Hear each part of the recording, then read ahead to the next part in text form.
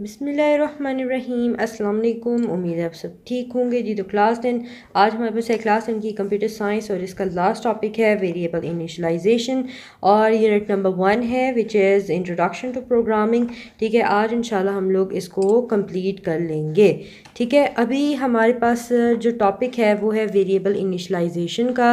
ठीक है, इससे पहले वाला लेक्चर भी मैंने प्लेलिस्ट में डाल दिया था, अगर आपने वो नहीं देखा तो इस वीडियो के डिस्क्रिप्शन में आपको सारे जो इसकी हमने लेक्चर्स रिकॉर्ड किए हुए हैं उनका लिंक आपको मिल जाएगा। आप वहाँ से जाके प्लेलिस्ट डायरेक्ट देख सकते हैं। ठीक है, तो अभी हम वीडियो को स्टार्ट करते हैं। तो क्लास टॉपिक है हमारे पास वेरिएबल इनिशियलाइजेशन का। ठीक है, सबसे पहले हम लोग देखते हैं ये है क्या। Assigning value to a variable for the first time is called variable initialization. यानी कि ऐसा प्रोसेस जब हम लोग क्या करते हैं, वेरिएबल को जब डिक्लेयर कर रहे होते हैं और साथ ही उसको हम कोई वैल्यू भी असाइन कर देते हैं, मतलब कोई वैल्यू भी उसको दे देते हैं, ऐसे प्रोसेस को हम लोग वेरिएबल इनिशियलाइजेशन कहते हैं। फॉर एग्ज़ाम्पल यहाँ पे आपने देखा कि जो लास्ट हमारे पास टॉपिक था वेरिएबल डिक्लेरेशन का, इसमें आप देखें हम लोग डेटा टाइप बताते थे और साथ में हम लोगों को क्या बताना पड़ता था, वेरिएबल का नेम जो है वो डिक्लेयर करना पड़ता था। ऐसा ही है, डेटा टाइप था और साथ में वेरिएबल का नेम बताना पड़ता था। लेकिन अब जो हमारे पास वेरिएबल इनिशियलाइजेशन है, इसमें आप देखें जो हमारे पास स्ट्रक्चर होगा वो क्या होगा, डेटा टाइप होगी, वेरिएबल होगी और साथ ही हम वैल्यू को असाइन कर सकते हैं, यानी कि वैल्यू दे सकते हैं। ठीक है, उस वेरिएबल को। अब आगे देखें लिखा हुआ है C language allows to initialise a both variable both at the time of declaration. जो सी लैंग्वेज है वो हमें अलाउ करती है कि हम वैल्यू को इनिशियलाइज कर सकते हैं दोनों टाइम्स में, जब हम डिक्लेयर कर रहे होते हैं या फिर डिक्लेयर करने के बाद, वेरिएबल को डिक्लेयर करने के बाद और वेरिएबल को डिक्लेयर करते हुए हम दोनों टाइम्स पे जो है ना अपनी वैल्यू असाइन कर सकते हैं। For initialising variable eight the time of declaration, यानी कि जब हम वैल्यू को, वेरिएबल को डिक्लेयर कर रहे होते हैं उस टाइम पे जब हम लोगों ने वैल्यू असाइन करनी है, वो use of following general structure. तो हमारे पास ये स्ट्रक्चर कुछ इस तरह से होगा कि ये हमारे पास है डेटा टाइप। ठीक है, फिर उसके बाद स्पेस देनी है, उसके बाद आपने वेरिएबल का नेम बताना है और उसके बाद कोई भी आपने वैल्यू दे देनी है। बिल्कुल ऐसे ही फॉर एग्ज़ाम्पल अब यहाँ पे हम लोग लिखते हैं जैसे इंट नाम की जो है वो इंट हमारे पास डेटा टाइप है।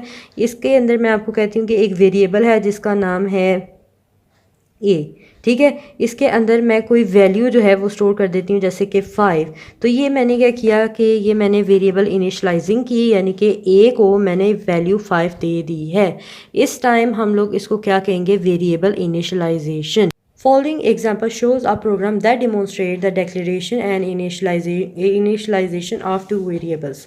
यानी कि अब हमारे पास ये एक एग्जांपल लिखी हुई है, इसके अंदर हम लोग जैसे अभी उसने 2 दफ़ा यहाँ पे 2 बातें हमारे पास क्लियर की हैं कि हम वेरिएबल को जब हम डिक्लेरेशन कर रहे होते हैं तब भी हम लोग अपने वेरिएबल को वैल्यू असाइन कर सकते हैं और डिक्लेरेशन के बाद भी हम वैल्यू असाइन कर सकते हैं। तो उसके कौन कौन से मेथड है, अब यहाँ पे आप देखें एग्जाम्पल हमारे पास लिखी हुई है हैश इंक्लूड stdio.h। ठीक है, वॉइड मेन, उसके बाद ब्रैकेट लगा के हमें बताया गया है 4 ग्रेड। 4 हमारे पास क्या है, डेटा टाइप है, ग्रेड हमारे पास वेरिएबल का नाम है और इसके आगे हमारे पास सिंगल लाइन कमेंट लिखा हुआ है जो कि हमारे पास लिखा हुआ है वेरिएबल ग्रेड इज़ डिक्लेयर्ड, यानी कि ये जो इसकी वैल्यू होगी वो हम बाद में असाइन करने वाले हैं। ठीक है, तो ये प्रोसेस है। ये हमारे पास क्या बता रहा था, यहाँ पे आपने देखा था ना ऊपर मैंने आपको बताया था कि हम वेरिएबल को वैल्यू असाइन कर सकते हैं वेरिएबल डिक्लेरेशन के दौरान भी और बाद भी। तो ये हम बाद वाली जो एग्जांपल थी वो कर रहे हैं। ठीक है, देखें इसको ग्रेड को हमने वैल्यू असाइन किया है बाद में।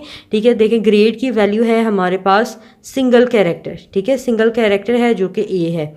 उसके बाद जो फर्स्ट वाली एग्जांपल थी कि जब हम लोग डिक्लेरेशन कर रहे होते हैं, अगर हमने कोई वेरिएबल को वैल्यू असाइन करनी होती है तो वो हम डिक्लेरेशन के दौरान तो वो हमारे पास इस तरह से होती है कि हमारे पास डेटा टाइप होती है। ठीक है, उसके बाद हमारे पास वेरिएबल का नाम होता है, जैसे यहाँ पे वैल्यू दी हुई है, उसके बाद हम कोई वैल्यू इक्वल लगा के वैल्यू लिख देते हैं और ये वैल्यू जो है वेरिएबल के अंदर स्टोर हो जाती है। जैसे अब यहाँ पे इंट है इंटीजर डेटा टाइप है, इसके अंदर हम लोगों ने वेरिएबल का नाम वैल्यू रखा है और वैल्यू के अंदर जो वैल्यू स्टोर होगी वो क्या होगी 25। तो 25 किसके अंदर स्टोर होने वाली है, वैल्यू के अंदर।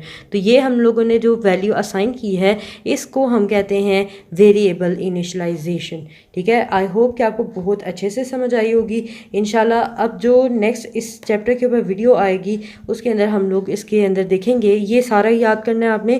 ठीक है, यहाँ से लेकर तो यहाँ तक, ठीक है, ये सारा ही याद करना है आपने। ठीक है, और जब इंशाल्लाह नेक्स्ट इसकी वीडियो बनाते हैं तो उसमें हम देखेंगे कि इसमें हमारे पास लॉन्ग और शॉर्ट क्वेश्चन कौन से हैं। अब ये सारे लेक्चर्स जो हैं वो मैंने आपको समझा भी दिए। ठीक है, अब इसके ऊपर बस एक ही वीडियो बनाना बाकी रह गया जिसमें हम लॉन्ग और शॉर्ट क्वेश्चन के बारे में डिस्कस करेंगे। तो thank you so much for watching, take care and अल्लाह हाफ़िज़।